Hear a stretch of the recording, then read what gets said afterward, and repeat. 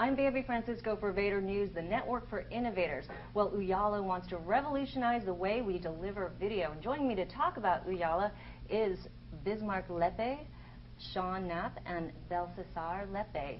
Gentlemen, thanks for joining us. Thanks for having us. So the first question I have to ask is Ooyala.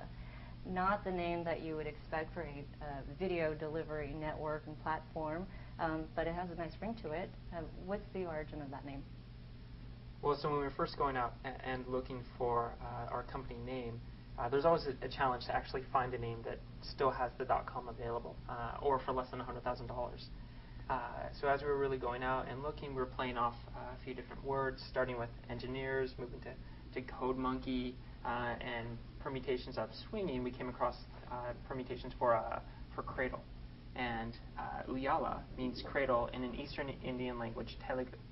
And coming from Google and really embracing a lot of innovation there, we felt that we could do the same and really cradle innovation as part of Ooyala. That's a nice way to think about Ooyala. Now we'll always be thinking about it that way. Now, let's talk a little bit about your business. Now, you founded in '07, launched officially, I guess, in the spring, and now you're aggressively moving to acquire some of the clients and customers from some of the existing platforms out there. In November, you launched an exclusive promotion for Bright Cove customers. That was in November. So how many customers do you have? How many customers have switched over? So since launching in May of this year, we've been able to sign over 700 paying customers. So these customers range in size from a Warner Brothers and National Geographic and a Slide that pay us thousands of dollars every month, to small publishers like CoolPlumbingVideos.com that pays us probably $25 to $30 a month. Our goal in building our company was very similar to the way that Google has done AdWords, build a very sophisticated, scalable, and extensible platform, and then make it accessible to all businesses of all sizes. Mm-hmm. That makes a lot of sense. What about the customers that from this promotion? Were you able to get a number of customers from Bright Cove? And along those lines, because Bright Cove sort of is one of those companies that existed early on, one of those first platforms out there to deliver video online and really have a comprehensive package. What's your value proposition? How are you different from them? I think the most important part that we offer, especially the larger enterprises, is that everything we do can be very modularized. So someone can actually come in and just buy our analytics offering. Someone can come by and buy our ad serving offering or our transcoding offering. And so our components can actually be used as a development platform for bigger applications. So I think that's probably the most important part.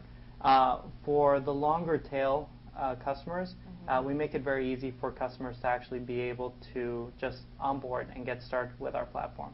So in 15 minutes, they can get up and running and have video published on their sites. I was looking at your site. You pretty much offer everything. I mean, you do offer the encoding, the delivery, the even syndication, analytics, all of those things. But how much is it for if you buy the entire package? I was looking for some sales figures there on your site. Sure. The way we really break it down is that with the core platform, you'll get some small amounts of delivery, some small amounts of storage, but certain features like our analytics, when you're using the platform, are free. We feel that the analytics help you produce better content, help you be successful, and as you're successful, we of course are going to be successful in step. So a lot of the syndication features, a lot of the analytics and monetization is really free on top of the platform. Okay. Well, the analytics is definitely key, and that's a nice value add. Now, do you find that the bigger customers that you've signed on, do they do sort of this a la carte or offering, or do they do the whole comprehensive package?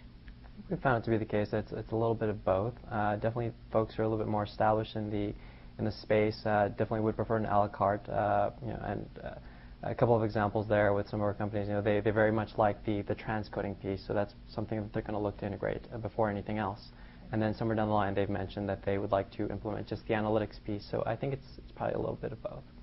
And then in terms of I guess sometimes it's good to have, you know, a number, you know, a lot of pieces, right? Because then you can offer different things to different people. But it's also a challenge to be really competitive and really competitive in all the pieces that you offer, all the services. So how do you, you know, how do you compete, or be really, really good as a video ad network or a video analytics network or delivery network, or, you know, handling the distribution pieces? It seems like a lot to handle, to be really number one in all of those aspects. Yeah, so when we originally got started, that wasn't our goal. Initially, we were primarily going to focus on monetization of video content. But in order to monetize video content, you have to have an efficient way of delivering video. And as we looked at the various ways of delivering video, we realized that it was still very expensive to deliver video. So we came up with our own delivery system that on the player side actually load balances across a network of CDNs in order to maximize quality and minimize cost. And so I'm not going to say we get free bandwidth, but we have pretty good margins on the delivery side of our business. So you work with all, like Level 3 and other Panther and other CDNs? Yeah, at any point in time, we can probably have over 10 CDNs that are part of our distributed network. Okay. Well, let's talk about some of your clients. Like you mentioned Slide and Glam and Bebo. So is your target customer, and I believe you said this, Mark, that you wanted to really be a service for everyone. But do you feel that maybe, you know, your service is going to be adopted more by the long tail of sites or big players? So the way we break out the market is into 4 groups. We have the very large properties that use video as their key offering. Mm-hmm. So a Hulu, a Juice, even the iPlayer portion of the BBC.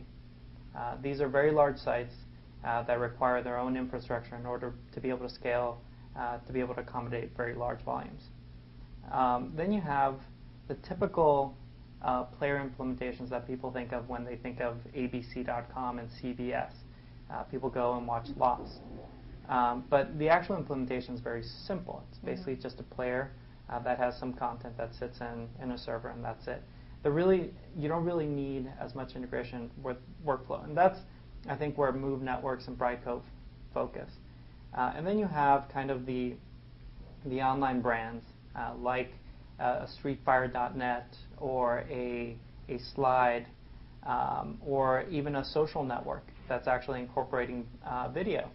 And the key there is that they have a lot of users. They may not have a lot of original content, but they do have a need for video. Then the last group is the self-serve customers who are using for video, and they're using video for pretty much everything. We have DePaul University that uses our APIs to actually sync presentations up with video lectures. So when we think of our organization, right now we have, you know, a fairly large sales organization. Our field salespeople are focusing on the infrastructure deals, deals that are north of $50,000 on a monthly recurring basis. And then our inside sales team is actually focusing on more of these online brands that actually have pretty significant coverage online. They have a pretty significant footprint and have some online video. And in terms of the breakdown of revenue, is it primarily coming from the bigger companies, or do you see it shifting? And you are generating revenue today. Yeah.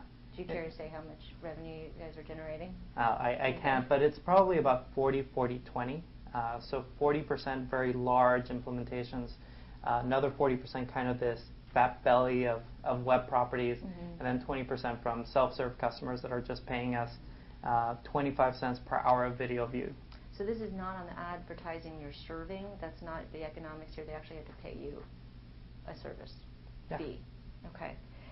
In Business Week, I guess it's you were in discussions with YouTube and Facebook. What type of deals are you looking to secure there? So on the product side, there's a number of different points we can really work with both. You know, YouTube, for example, is a fantastic syndication channel for us. A lot of our partners will use Ooyala to power all their high-quality video content. We provide better analytics, better monetization, etc. But they look to YouTube to leverage that user base and syndicate their promotional content to drive more traffic back to their own sites. Similar model with Facebook, a massive user base that you can really leverage And I think with some of Facebook's new HD video offering, I think there's even more opportunities for us to work together. Well, you mentioned syndication, so how many syndication partners do you have today? So there's a wide range. We have formal integrations with Bebo, YouTube. We integrate with Yahoo and Blink's video search, as well as Google for sitemaps. And the extensible portion of what we built around a lot of our APIs is an MRSS feed where you can syndicate your content into other sites like Juiced and VO and Blip and so on. Oh wow, okay. That's great. Can you do it at Hulu? No, that's only really for their own content. Today.